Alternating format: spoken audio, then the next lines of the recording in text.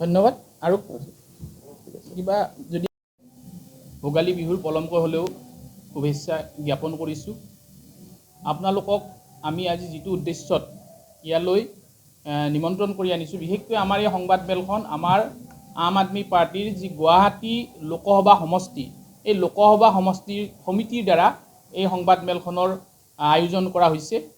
এই সংবাদমেলখনৰ জৰিয়তে আপোনালোকক আমি এটা কথা স্পষ্টভাৱে দ্ব্যৰ্থহীন ভাষাত আপোনালোকক জনাব বিচাৰিছোঁ যে অসমৰ এটা অতি সন্মানীয়, উত্তৰ পূব ভাৰতৰে এটা অতি সন্মানীয় লোকসভা সমষ্টি, যি আমাৰ উত্তৰ পূবৰ দুৱাৰমুখ বুলি কয় গুৱাহাটী লোকসভা সমষ্টি। এই গুৱাহাটী লোকসভা সমষ্টিত আগন্তুক যি লোকসভা নিৰ্বাচন, এই নিৰ্বাচনত প্ৰতিদ্বন্দ্বিতা কৰিবলৈ আমি আম আদমি পাৰ্টি সম্পূৰ্ণৰূপে সাজু হৈ উঠিছোঁ। আমি সম্পূৰ্ণ পৰিকল্পিতভাৱে আগবাঢ়ি গৈছোঁ। আৰু আপোনালোকক জনাবলৈ পাই অত্যন্ত সুখী যে অহা 21 জানুৱাৰী মানে ৰবিবাৰ, এই দেওবাৰে আমি এক সাংগঠনিক সভাৰ আয়োজন কৰিছোঁ। আমাৰ গুৱাহাটী লোকসভা সমষ্টিৰ অন্তৰ্গত যি 10টাকৈ বিধানসভা সমষ্টি আছে, আমি এই 10টা সমষ্টিৰ প্ৰতিটোৰে পৰা আমি নিৰ্দিষ্ট সংখ্যক প্ৰতিনিধি নিৰ্বাচিত কৰি আনিছোঁ।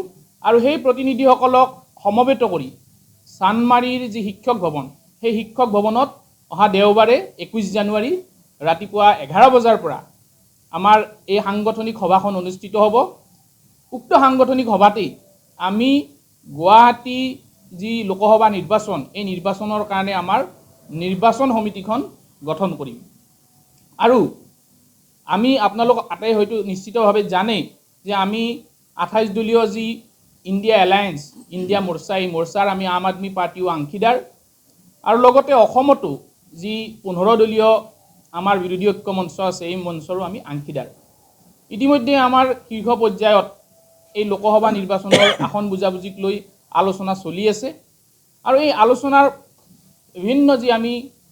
বিভিন্ন মাধ্যমত যিবিলাক আমি সংকেত লাভ কৰিছোঁ, খুব পজিটিভ আৰু খুব সেউজ সংকেত আমি লাভ কৰিছোঁ যে গুৱাহাটী লোকসভা সমষ্টিটোত আম আদমি পাৰ্টিয়ে নিৰ্বাচনত প্ৰতিদ্বন্দ্বিতা কৰিবলৈ গৈ আছে। আৰু সেই সূত্ৰে আমাৰ যি লোকসভা সমষ্টিটোৰ অন্তৰ্গত 10টা বিধানসভা সমষ্টিতেই আমাৰ কৰ্মীসকলৰ মাজত যথেষ্ট আমাৰ উৎসাহ আৰু উদ্দীপনা দেখিবলৈ পোৱা গৈছে। আৰু আমি যিসমূহ সমষ্টিত বৰ্তমান আমি গোটেই 10টা সমষ্টিতে যি সাংগঠনিক তৎপৰতা, লগতে আম আদমি পাৰ্টিৰ প্ৰতি জনসাধাৰণৰ যিটো জনসমৰ্থন, এই জনসমৰ্থন আমাৰ যথেষ্ট বৃদ্ধি হোৱা পৰিলক্ষিত হৈছে। আৰু গুৱাহাটী মহানগৰীটো বিশেষকৈ যোৱা বিগত GMC নিৰ্বাচনৰ সময়তো প্ৰথমবাৰৰ বাবে প্ৰতিদ্বন্দ্বিতা কৰি আমি যথেষ্ট চমকপ্ৰদ ফলাফল লাভ কৰিবলৈ সক্ষম হৈছিলোঁ। আৰু আমি সেইকাৰণে নিশ্চিত যে গুৱাহাটী লোকসভা সমষ্টিত এইবাৰ আম আদমি পাৰ্টিৰ প্ৰাৰ্থী যদি অৱতীৰ্ণ হয়, নিশ্চিতভাৱে গুৱাহাটী লোকসভা সমষ্টিৰ ৰাইজে জাৰুৰ চিনত ভোট দি আমাক জয়যুক্ত কৰিব। আৰু ভাৰতীয় জনতা পাৰ্টিৰ পৰা যি 1999 চনৰ পৰা তেওঁলোকে মাজত মাত্ৰ 5টা বছৰ বাদ দি এই সমষ্টিটোত একেৰাহে জয়লাভ কৰিবলৈ সক্ষম হৈ আছে, আমি তেওঁলোকৰ পৰা এই সমষ্টিটো উদ্ধাৰ কৰি আমি ইণ্ডিয়া মৰ্চাক উপহাৰ দিবলৈ সক্ষম হ'ম। এই ক্ষেত্ৰত আমি আম আদমি পাৰ্টিৰ গুৱাহাটী লোকসভা সমষ্টি সমিতি আমি নিশ্চিত হৈছোঁ। আৰু সেয়েহে আমি আমাৰ এই সাংগঠনিক তৎপৰতাক চূড়ান্ত ৰূপ দি অহা 21 জানুৱাৰী তাৰিখে আমি আমাৰ প্ৰায় 150 জনীয়া আমাৰ নিৰ্বাচন সমিতিখন গঠন কৰিবলৈ আগবাঢ়িছোঁ। আৰু সেই প্ৰক্ৰিয়াত দিনে নিশাই আমাৰ কৰ্মকৰ্তাসকলে কাম কৰি আছে। আমি আপোনালোকৰ সংবাদ মাধ্যমৰ ফালৰ পৰাও আমাৰ এই যাত্ৰাত, আমাৰ এই কাৰ্যসূচীত আপোনালোকৰ সহায় সহযোগ আমি কামনা কৰিছোঁ। আৰু এটা কথা ঠিক যে আমি সকলো ফালৰ পৰাই, আমাৰ বিৰোধী ঐক্য মঞ্চৰ দলসমূহৰ ফালৰ পৰাই হওক বা আমাৰ বুদ্ধিজীৱী সমাজৰ বিভিন্ন শ্ৰেণীৰ মানুহৰ পৰাই হওক, এই কথাটো আমাৰ প্ৰতীয়মান হৈছে যে আম আদমি পাৰ্টিয়ে গুৱাহাটী লোকসভা সমষ্টিত প্ৰতিদ্বন্দ্বিতা কৰিব লাগে। জনসাধাৰণৰ সমৰ্থন দলৰ প্ৰতি আছে। আৰু সেই সূত্ৰে আমি খুব ধনাত্মক চিন্তা চৰ্চাৰে আগবাঢ়িছোঁ। আৰু এই কথাখিনিকেই আমি আপোনালোকৰ সন্মুখত আজি ৰাখিছোঁ। আৰু এই সম্পৰ্কে আৰু কিছু কথা আপোনালোকক জনাবলৈ আমাৰ মাজত আমাৰ ৰাজ্যিক সাংগঠনিক সম্পাদক সন্মানীয় ব্ৰজেন কুমাৰ সন্দিকৈ ডাঙৰীয়া উপস্থিত আছে। তেখেতকো মই আপোনালোকক সম্বোধি কিছু বক্তব্য ৰাখিবলৈ অনুৰোধ জনাইছোঁ। সাংবাদিক বন্ধুসকল, আপোনালোকে আগৰ দুজন কৈ গৈছে, আমাৰ দীপাংক কলিতা যি গুৱাহাটী লোকসভাৰ তেখেতে ইনচাৰ্জ হিচাপে আছে, কথাখিনি কৈছেই। আৰু আমি যেতিয়া ইয়াত বিভিন্ন 10টা সমষ্টিত, বিধানসভা সমষ্টিত আমি দিনে ৰাতি আমাৰ যিসকল দলীয় কৰ্মী দিনে ৰাতে কষ্ট কৰি আছে আৰু বিশেষকৈ ৰাইজৰ সাংঘাতিক এটা আমাৰ প্ৰতি সমৰ্থন আছে। ৰাইজৰ সমৰ্থন আছে, যেতিয়া আমি বিভিন্ন ধৰণৰ মানুহ ৰাইজক লগ পাইছোঁ, তেখেতসকলৰ যথেষ্ট আমাৰ প্ৰতি সমৰ্থন আৰু তেখেতসকলে ৰাইজে বিচাৰিছে, যিসকল হয়তো আম আদমি পাৰ্টীৰ সদস্য নহ'লেও সৰ্বসাধাৰণ ৰাইজে বিচাৰিছে যে আম আদমি পাৰ্টীয়ে গুৱাহাটী লোকসভা সমষ্টিটোত আম আদমি পাৰ্টীৰ ফালৰ পৰা খেলিব লাগে। আৰু সেই কথাটো আমি এটা প্ৰতীয়মান হৈছে যে গুৱাহাটী হ'ল কি গোটেই নৰ্থ ইষ্টৰ এখন গেটৱে। সেইকাৰণে ইয়াৰ লগে লগে আমি অকল গুৱাহাটীয়ে নহয়, অসমেই নহয়, গোটেই নৰ্থ ইষ্টত এটা সাংঘাতিক এটা প্ৰভাৱ পৰিব। আৰু এই চিটটো আমাৰ এটা যিটো বিশ্বাস আছে আমি বিজেপিয়ে যি ধৰণে চলাই আছে, আমি এই চিটটো আমি আম আদমি পাৰ্টীয়ে মানে আমাৰ যিটো এলায়েন্সৰ যিটো 15টা আমাৰ অসমৰ যিটো এলায়েন্সৰ কথা কৈ আছোঁ, 15টা দলৰ যিটো এলায়েন্স আছে, কাৰণ আমি যিখন ধুবুৰীত যিখন আমাৰ মিটিং হৈ গৈছিলে, ধুবুৰীৰ সেই মিটিংখনত মই আছিলোঁ, 15টা দলৰ যিটো এলায়েন্স হৈছিলে, তাত এটা সিদ্ধান্ত হৈছিলে যে 14টা আমাৰ লোকসভা সমষ্টিত 14জনহে প্ৰাৰ্থী হ'ব, 15টা এলায়েন্সে মিলি পেলাই এজনকে প্ৰাৰ্থী দিব। গতিকে সেইটো সিদ্ধান্ত তাত হৈ গৈছে। গতিকে আমি গুৱাহাটীত আমাৰ যিটো আমাৰ সাংগঠনিক ভেটি এই যথেষ্ট মজবুত। সেইকাৰণে আমি এই কথাখিনি অকল এইটোৱে নহয়, আমাৰ এলায়েন্সৰ কথাটো সেইবিলাক কথা আলোচনা হৈ গৈছে। গতিকে যিটো ডিক্লেয়াৰ কৰিবলৈ আছে সেইটো সময়ত হ'ব। কিন্তু তথাপি এটা কথা আপোনালোকক কওঁ যে গুৱাহাটী লোকসভা সমষ্টিটোত আমি যথেষ্ট আমাৰ শক্তি সবল আছে আৰু আমি ভাল ধৰণে আমি ফলাফল দেখাব পাৰিম আৰু নিশ্চিতভাৱে আমি জয়ৰ মুখ দেখিবলৈ পাম। 15টা দলৰ যিটো সমৰ্থন আমি সকলোৰে পাম আৰু বিশেষকৈ আম আদমি পাৰ্টি নিজাববীয়াকৈ আমাৰ সংগঠনটো যথেষ্ট মজবুত। বুথৰ লেভেলৰ পৰাই হওক, পঞ্চায়ত লেভেলতেই হওক বা আমাৰ সমষ্টি কমিটিয়ে হওক, বিভিন্ন ধৰণৰ আমাৰ সংগঠনটো যথেষ্ট মজবুত আপোনালোকে দেখিছে।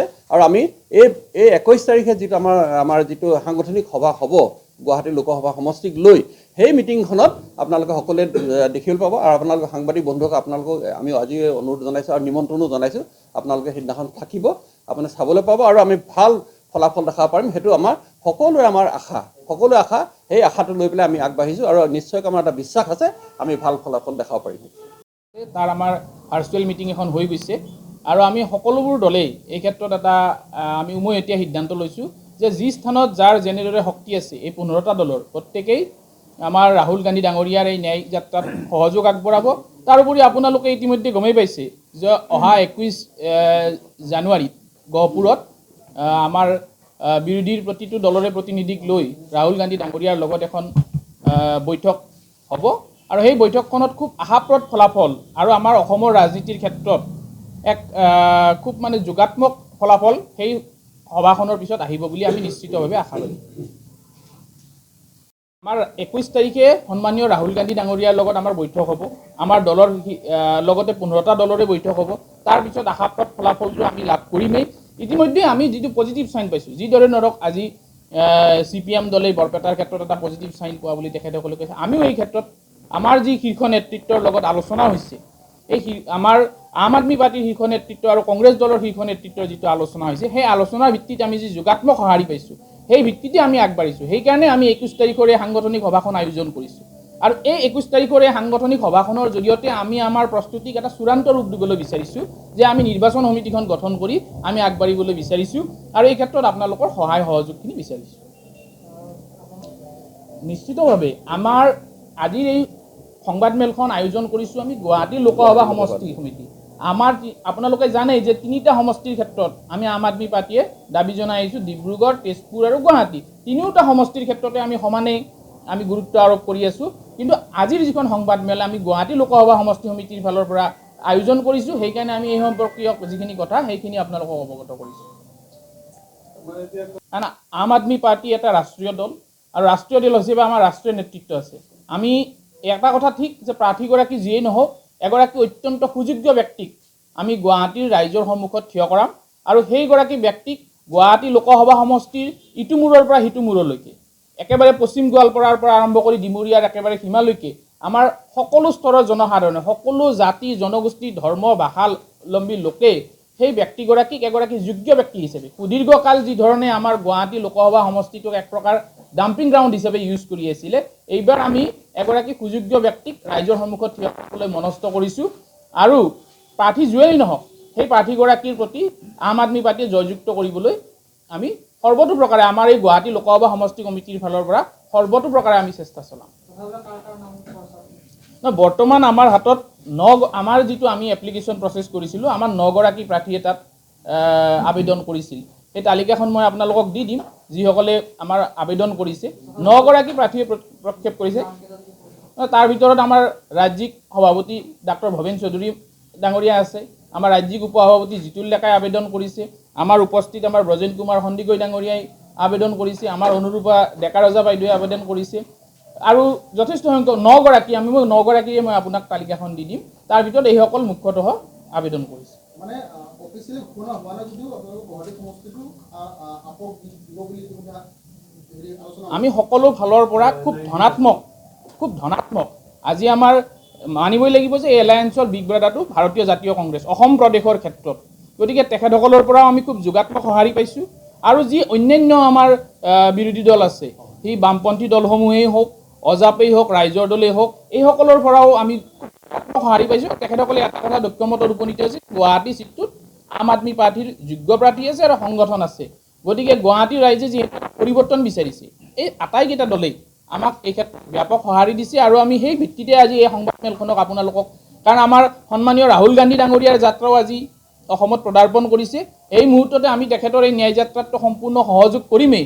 তাৰ লগতে আমাৰ এই যে গুৱাহাটীত আমাৰ যিটো তৎপৰতা 23 তাৰিখে তেখেতে আহি আমাৰ ইয়াতে উপস্থিত হ'ব গুৱাহাটীত, গতিকে তেখেতক স্বাগতম জনাবলৈও আমি আম আদমি পাৰ্টি সাজু হৈছোঁ আৰু লগতে আমাৰ যিটো এই যি গুৱাহাটী লোকসভা সমষ্টিৰ প্ৰতি আমাৰ যিটো মনস্থ কৰিছোঁ সেইটো আপোনালোকৰ সন্মুখত ৰাজহুৱা কৰিছোঁ। নিৰ্বাচনত আমি 38টা সমষ্টিত প্ৰতিদ্বন্দ্বিতা কৰিছিলোঁ।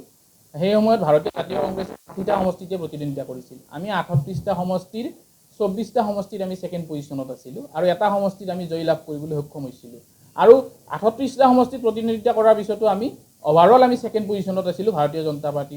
ভাৰতীয় জনতা পাৰ্টিটো সেই সময়ত 53 তেওঁলোকে কণ্টেষ্ট কৰিছিল, তাৰপিছতো আমি ছেকেণ্ড পজিশ্যনত আছিলোঁ, আমি 38টাত কণ্টেষ্ট কৰাৰ পিছতো। যে আগন্তুক যি 2024 চনত লোকসভা নিৰ্বাচন অনুষ্ঠিত হ'ব, সেই লোকসভা নিৰ্বাচনৰ আগত ৰাখি আমি অহা 21 তাৰিখে এখনি আমাৰ সাংগঠনিক সভা আমি কৰিবলৈ গৈ আছোঁ। গতিকে এই সভাখনৰ উদ্দেশ্য আৰু এই সভাখন আমি কিয় কৰিবলৈ গৈ আছোঁ আৰু লোকসভা সমষ্টি, বিশেষকৈ গুৱাহাটী লোকসভা সমষ্টি আমাৰ আম আদমি পাৰ্টিৰ কাৰণে কিমান গুৰুত্বপূৰ্ণ, এই গোটেই কথাখিনি সামৰি আমি আজি আমাৰ এই সংবাদমেলখন আহ্বান জনাইছিলোঁ। অকল এই GMC 60টা ৱাৰ্ডৰ ভিতৰত আছে, মানে 50% বা মোৰ দেন 50% আপোনাৰ GMCৰ এই 60টা ৱাৰ্ডৰ ভিতৰত আছে আৰু গ্ৰামাঞ্চলতো আমাৰ ইণ্ডিয়া এলায়েন্সৰ প্ৰতি জনসাধাৰণৰ যিটো ব্যাপক সঁহাৰি বৰ্তমান সময়ত দেখা গৈছে। এইকাৰণে আমি নিশ্চিত হৈছোঁ এটা কথাত যে এইবাৰ ৰাইজে পৰিৱৰ্তন বিচাৰিছে।